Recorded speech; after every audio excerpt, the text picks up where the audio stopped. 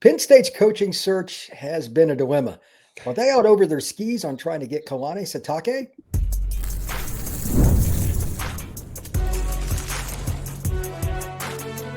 You are Locked On College Crossover, part of the Locked On Podcast Network. Your team every day. This crossover edition of Locked On the Portal and Locked On Nittany Lions. I'm your host, Brian Smith, along with Zach Seyko of Locked On Nittany Lions. Thank you for making both our podcasts a part of your day each and every day right here on the nation's #1 podcasting network, Locked On. We're going to get to a very unusual Big Ten with all the things that have been going on directly with Penn State and where it's going. Coaching search at Michigan State. Didn't even know it was going on, and apparently they changed and did everything at once. That's the opposite of in Happy Valley. Are there going to be any other changes? We'll see what's going on there. We got Terry Smith, Brian Dable, Brian Hartline, and of course, Kalani Sitake with Penn State. And we got to talk about what's left of Penn State's recruiting class because of a certain guy that used to call home to Happy Valley, poaching guys and their class falling apart. It's just a wild Big Ten recruiting and coaching cycle. So, Zach, straight up, is this a situation where Penn State didn't plan this out well, or is it just bad luck? Is it a combination of both? What is your take on the coaching search?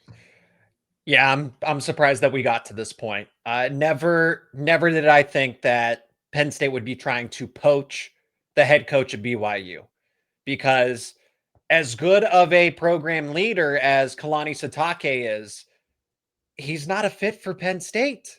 He is Utah through and through. He's BYU through and through. And I feel like this is a desperation move to financially bully BYU into poaching their head coach. And I mean, you might have had, who knows what interviews, what conversations are being had behind closed doors. Okay, if Pat Kraft, the athletic director, is really pushing for this, so he obviously sees something. Because, well, why not Brian Hartline's still out there? He's supposed to interview for Kentucky. Jeff Brom is supposedly the backup plan if they don't get Sitake. And I'm not even under the impression. I know that there's steam. I know that there's momentum here.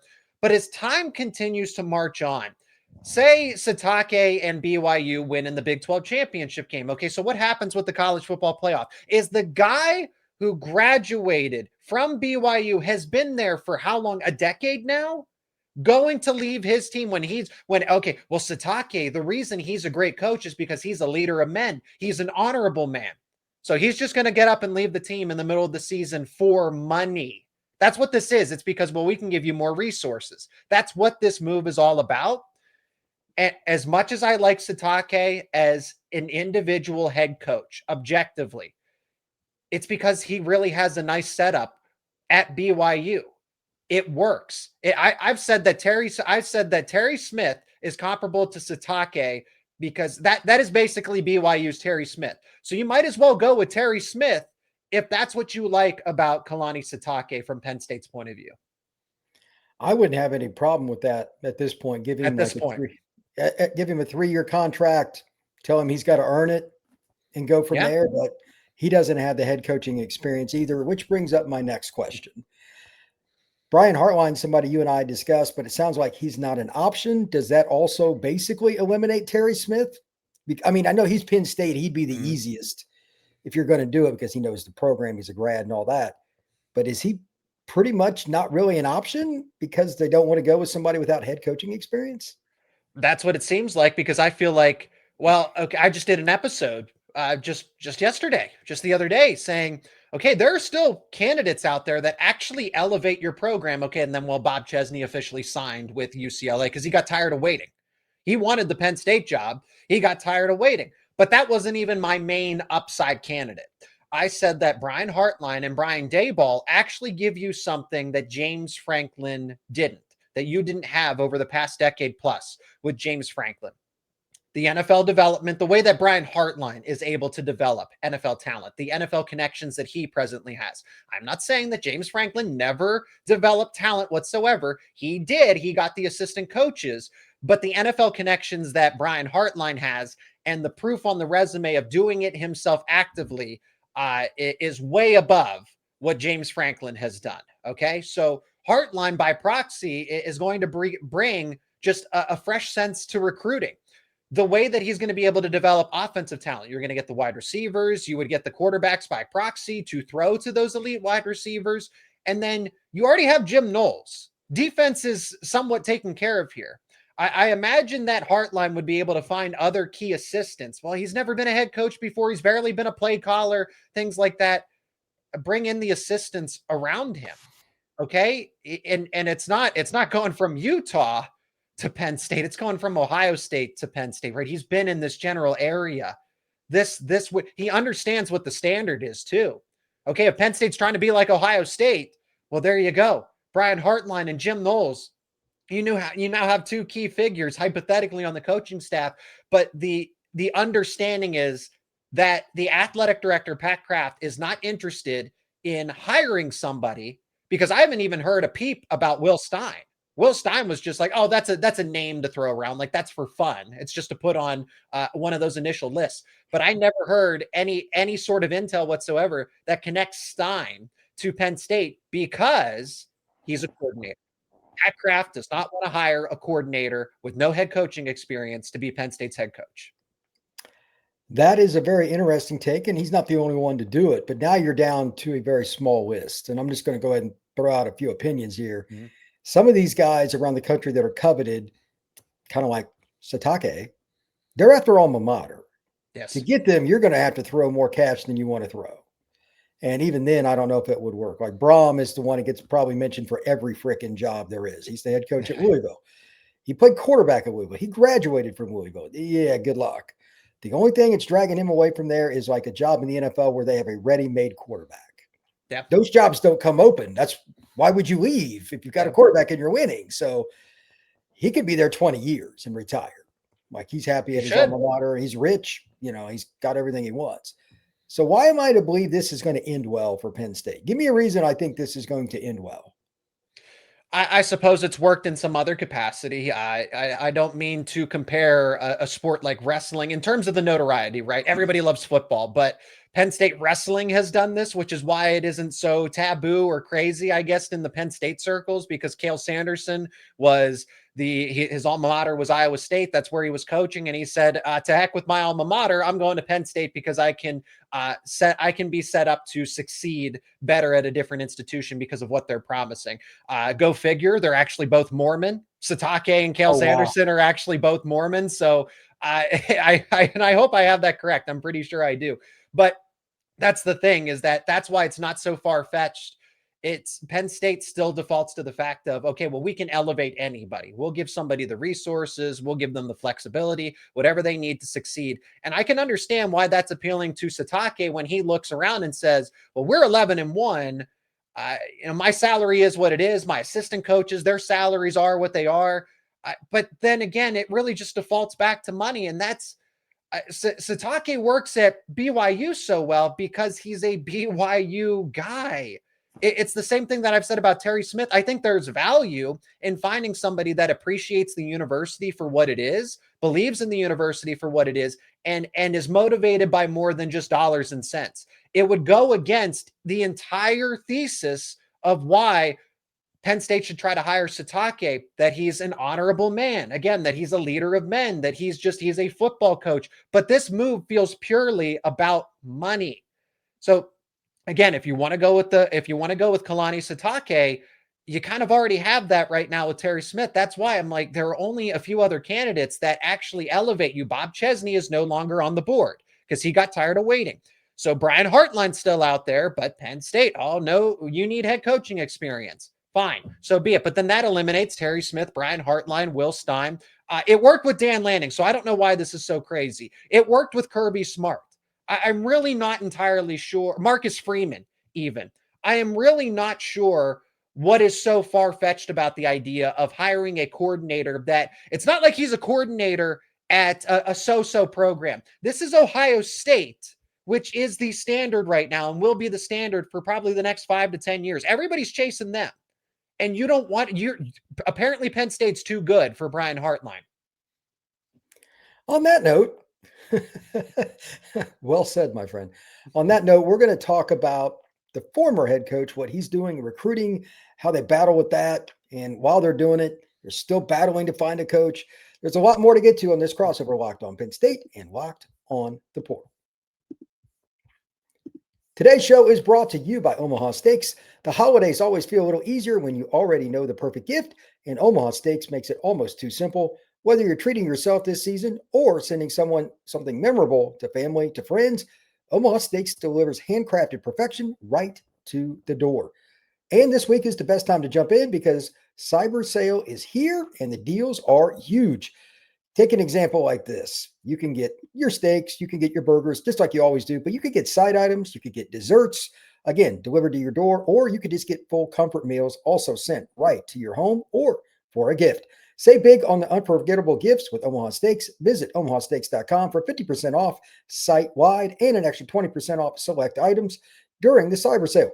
And for an additional $35 off, use promo code use promo code college at checkout. That's omahasteaks.com, promo code college, terms apply. See site for details.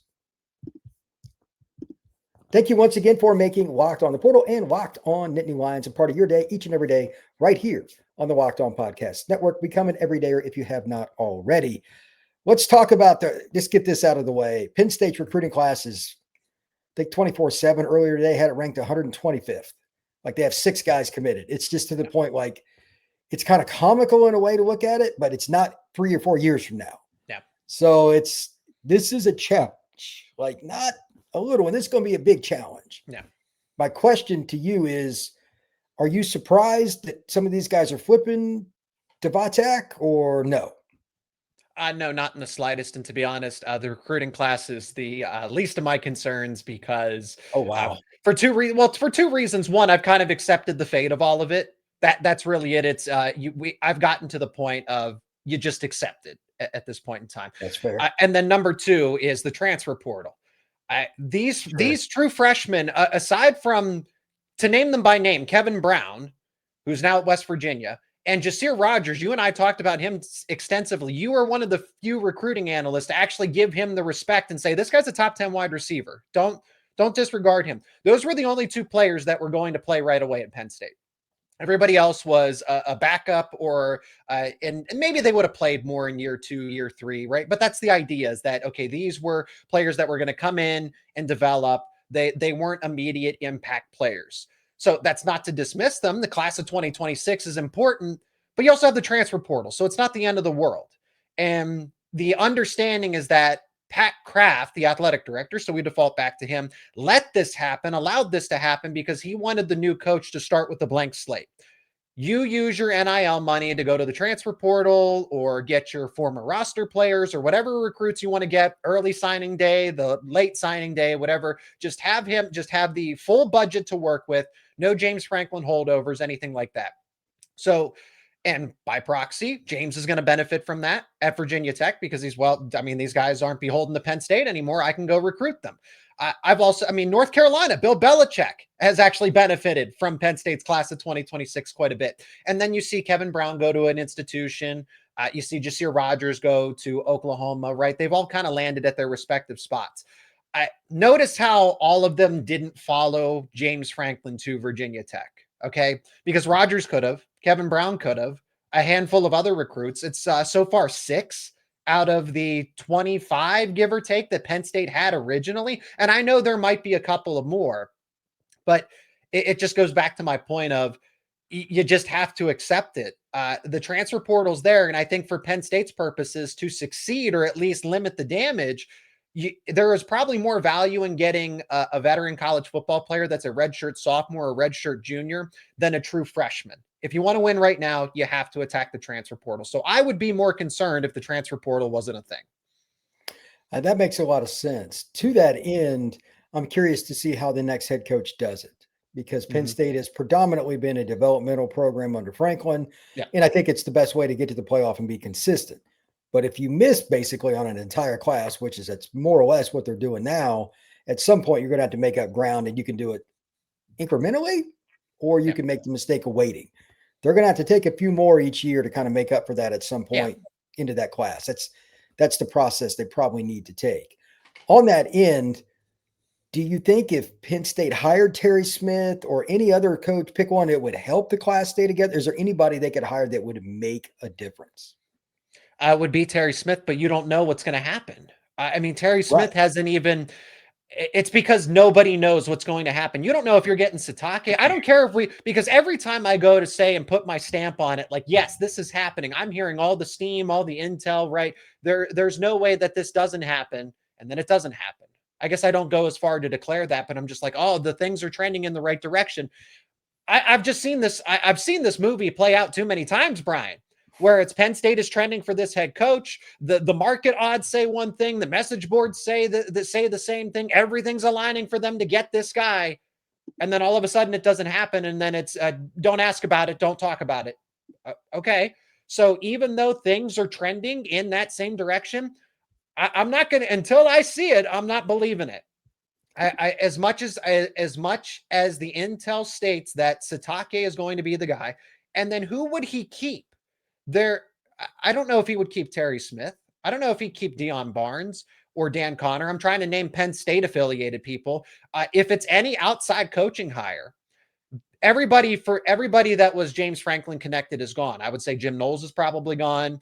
Anthony Poindexter is gone. Phil Troutwine is gone. Danny O'Brien, Marcus Hagans. I'm surprised those guys actually haven't been named. Andy Kotelnicki. I'm surprised those guys actually haven't found any new jobs at this point in time. What are they waiting for? Is there an outside chance that Terry Smith is still saying, hey, if this doesn't work out, he would keep the staff for the most part together? I would imagine that Danny O'Brien, Marcus Hagans, and Phil Troutwine would be the first ones to leave. Maybe Andy Kotelnicki sticks around if Terry Smith is the head coach, because again, things were working. The team looked better. It looked functioning, right? They were able to function. Even though people have question marks about Andy Kotelnicki and Jim Knowles, they took such a step forward that I'm like, okay, this group can work. And then you go get some other assistant coaches to fill in the gaps. And I imagine there's a lot of former Penn State people or Penn State affiliated coaches and players that would be willing to line up and be ready to go as assistant coaches in some capacity or analysts with Terry Smith. He's the glue guy if you want to go in that direction. He's not a bad option. He's actually, and I said it weeks ago, because of the way this continues to trend, he may be your best option at the end of the day, objectively. I'm not saying he's the overall in terms of, comparing to Heartline and the ceiling and all that stuff. I'm talking about what's best for Penn State. And with the way it's trending, Terry Smith might be that guy. With that in mind, we're going to transition into the Big Ten. Where does Penn State fit, regardless of who they hire over the next 2 to 3 years? This is going to be a fascinating discussion on this crossover Locked On Penn State and Locked On the Portal. Today's show is brought to you by Gametime. The World Cup is coming back to North America for the first time since 1994, and with 48 teams for the first time ever, it's going to be a massive event. But let's be honest, getting tickets is not the easiest thing to do with the World Cup. That's why Gametime is a clutch app, finally giving fans a real advantage when it comes to snagging seats. With Gametime, you can track price drops in real time, get alerts when seats come open, and buy tickets the moment they hit the app. It puts the power back in your hands and makes going to the World Cup a realistic instead of impossible option. With the app, you can go in there and search whichever game or games you want. You can click on them. You can look at the seat views right from your phone. You can know exactly where you would be sitting at any event. It's that simple. I just bought 2 tickets on Gametime, and in 5 minutes, including putting in my credit card information, I was in and out. And the best part for a lot of people, again, the price of the tickets. What you see at the beginning is what you're going to get at the end. Take the guesswork out of buying World Cup tickets in every match, concert, or event with Gametime. Download the Gametime app, create an account, and use code LOCKEDONCollege for $20 off your first purchase. Terms apply. Again, download the app, make an account, and use code LOCKEDONCollege for $20 off. Swipe, tap, ticket, go. Download the Gametime app today. All right, let's talk about Penn State, for lack of a better term, fitting into the Big Ten in this crazy change. You got USC, you got Oregon, you got UCLA, you got Washington all coming in. The coaching changes. I did not see this one coming. I'm curious about your take on Pat Fitzgerald to Michigan State. That is as left field as it gets. This league is wild right now. And you think of the Big Ten, it's the constant slow moving glacier of a conference. But where does Penn State fit into that now? Like, do you think Penn State fans in any way would be okay with shifting expectations for a year or two while we still don't know who it's going to be, gets acclimated? Or is it going to be really difficult for that coach if they don't win right away? If it's not a fit, right? That's why I think Terry Smith at this point in time just might give you the best of something. The roster appreciates him. And again, I wouldn't put my name next to Terry Smith and say that this guy can be the guy. It's with the understanding that you're going to retain most of the coaching staff. You're going to retain most of the roster, right? You're going to lose some people, but you built some connections around Pennsylvania. Again, Sitake, do we really assume that everybody's going to follow him from BYU, right? It's not like, and that's the thing. Those football players aren't at BYU for financial. I won't speak about basketball, but football, I imagine, because they're paying one guy $7 million to play ball right now, to put a basketball through a hoop right now at BYU. I digress from that, but not the football players for the most part aren't there because of NIL and financial reasons. They are there for other purposes, right? Faith. We know what Brigham Young is founded on, what its core values are and everything. So for them to all follow Sitake because I just don't see it. I don't see, you might get some key players here and there, but is everybody going to follow, right? What other connections does Sitake have outside of Utah? Okay. Are you going to be able to get substantial amounts of players? And now Penn State by default, because it's Penn State, because it's within the Big Ten, is still going to be just a strong contender anytime to get big name players, because Penn State is still a big name. It helps that you're in the Big Ten Conference. There are NFL scouts at Beaver Stadium every single weekend. So you want to be at Penn State because you're going to get scouted. You are going to be in front of massive audiences. You're going to get NIL. You're going to be able, and one way or another, I would like to think that Penn State's going to get a solid coaching staff regardless. So this is a situation where, Penn State's going to regress in the Big Ten. I was expecting that, unless it was going to be a Kalen DeBoer. Eventually Lincoln Riley's name got thrown in. I think agents are just playing the game. They know that they can do this, that we can use Penn State's name to get our coaches more resources, more leverage. Look at Eli Drinkwitz. He goes on the record and says, somehow I was the favorite to be Penn State's head coach, and I never interviewed for that job. I was never really in contact about that job, but his camp was. The agents were, and they were driving a narrative, and Missouri matched in a supposed offer. I'm sure that Drinkwitz got an offer, but he didn't know about it. His agents did.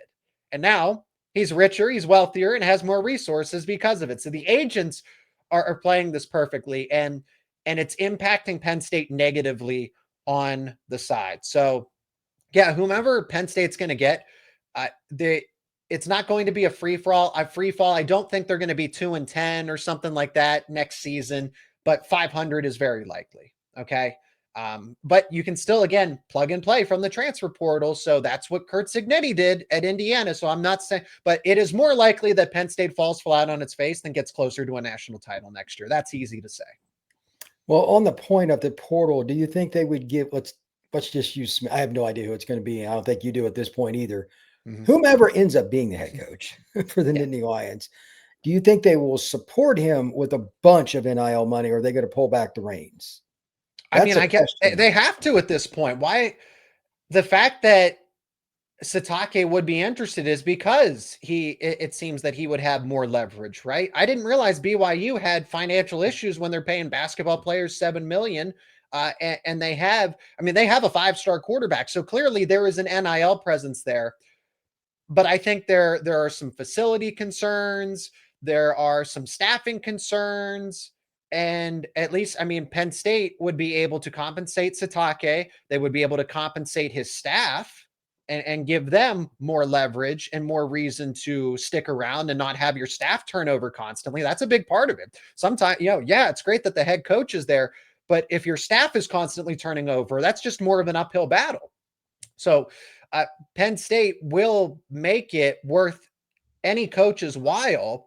It's just when you're targeting Marcus Freeman and Kalen DeBoer and Lincoln Riley and whomever else, when they all have the same thing, why would they trade that to go Why would they trade that to go to Penn State? Why would you trade that same stability? I understand if Kalen DeBoer had lost to Auburn on Saturday, this conversation's completely different because it makes a ton of sense. But when you have the money, when you have the resources, when you have something comparable at whatever institution, why would you give up your job security to go to Penn State and start new because you might have $500,000 more on your salary at the end of the day, especially when it's your alma mater, especially when you've been there for multiple years. So that's the difficult spot here, is that all of the coaches that Penn State was targeting, none of them were really looking to get out of their respective institution because they didn't need to. They had no reason to. Mike Elko or any of them they're all great candidates, and I don't blame Penn State for trying, but the stars never aligned for Penn State to get that home run hire because none of the other schools were striking out. Yeah, it's a different deal because now think about it. Florida's got a coach. LSU, I mean, I don't know what that deal was with Kiffin. That's for whatever. I don't think it'll work out, actually, to be honest with you. I'm not so sure it will either. But Ole Miss hired Pete Golding. He was a defensive coordinator. Yep.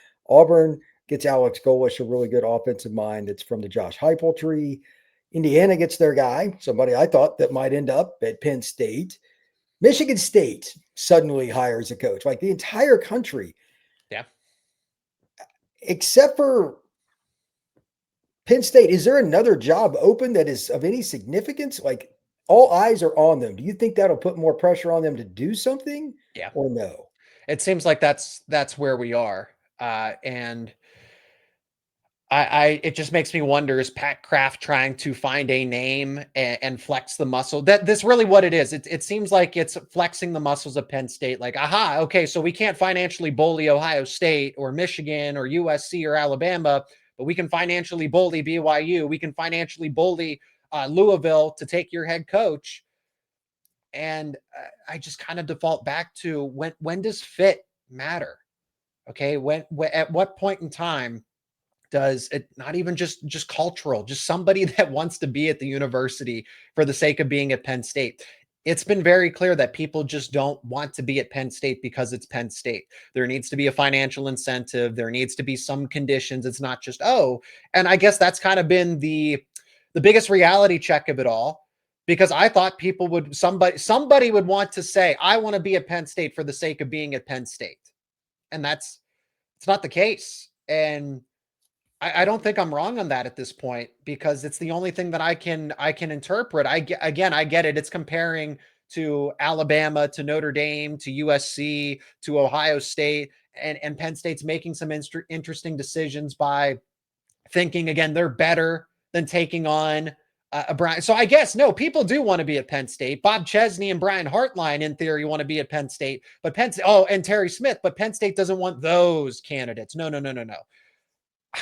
At some point, this is Penn State's fault. So I shouldn't say that nobody wants the Penn State job. No, there are people that do want the Penn State job, but Penn State is also, and Pat Kraft are getting in their own way, because this could have been a lot easier. You have to roll the dice. I think Penn State is scared to make a mistake on taking a risk on somebody that has a high ceiling, because they also have a low floor. But you don't get to the national title unless you get the candidate with the upside. You have to go with the candidate with upside, but at the same time, they have a low floor.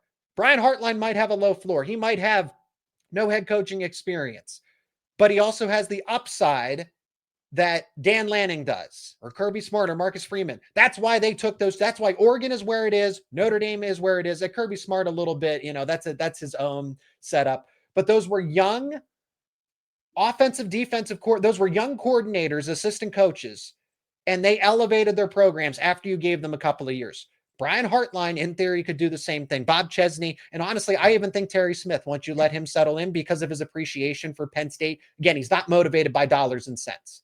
That matters.